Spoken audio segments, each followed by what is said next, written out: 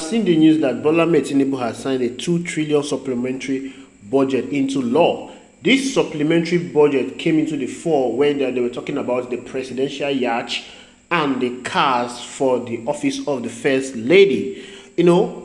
Admittedly, most of us do not really know what the supplementary budget is all about and what it contains. Supplementary, it means there was a first budget and this one is a supplementary budget in adjustment to the first budget. However, Mr. P2B has come out to give clarity on what a supplementary budget is, and he has set the pace for proper opposition in Nigeria. From what he said so far, I can tell you that Bola Tinubu is going to have a very, very long 4 years because Mr. P2B is really going to hold him on account. So let's listen to what Mr. P2B has to say regarding the supplementary budget. Observation on the supplementary budget. A supplementary budget is a budget made for very important national welfare needs of the people which were not captured originally in the main budget or do not have adequate funding. That means there was an original budget, and what Bola Tinubu just signed into law currently is the supplementary budget. Let's go further.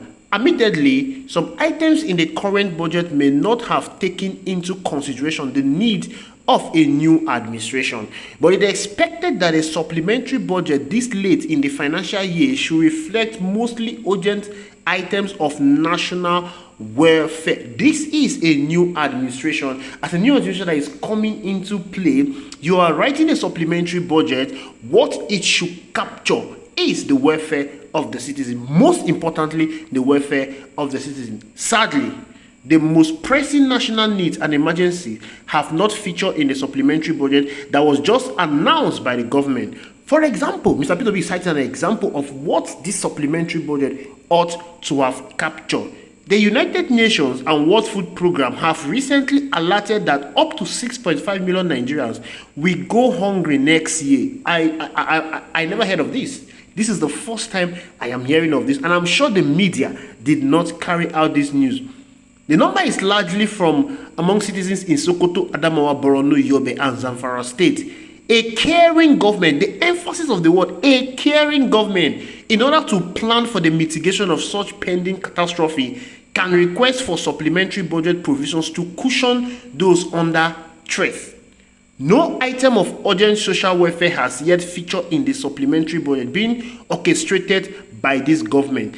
Instead, the items being made to dominate public discourse on budget include a mysterious presidential yacht, presidential jet, the furnishing of already lavishly furnished presidential quarters and office, fleet of luxurious SUVs, etc. This portrays a government that is totally uncaring and insensitive to the suffering of the majority and indifferent to the mood of the nation. The government overall attitude does not include that it is aware that the country is in a huge crisis. The government is not even aware. This is what Mr. P2B is saying. The government is not even aware that the country is in a huge crisis, nor is the government in tune with the plight of the generality of our people. Even worse is the fact that most of the funding for this prolificate expenditure will be largely borrowed. The least that Nigerians expect from the government at this difficult moment is empathy and realism, not lavish indulgence. This is aptly captured by Mr. P2B, and everything he captured is what is evident in this government. They are not in tune with the plight of the people, because if they are in tune on the plight of the people, they will not be discussing about SUVs.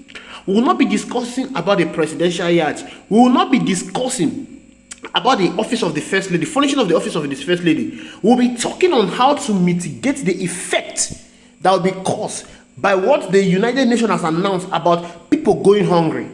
But no, we are not talking about it. This is because the government of the day do not have the plight, the heart of the people in mind. They are not caring. It is evident. Now, the person that is even pointing it out to the government is Mr. P2B, who is not yet the president. Imagine P2B being the president. I am sure with everything in me that the discourse that will be in the public space will be about how to care and cater for the people.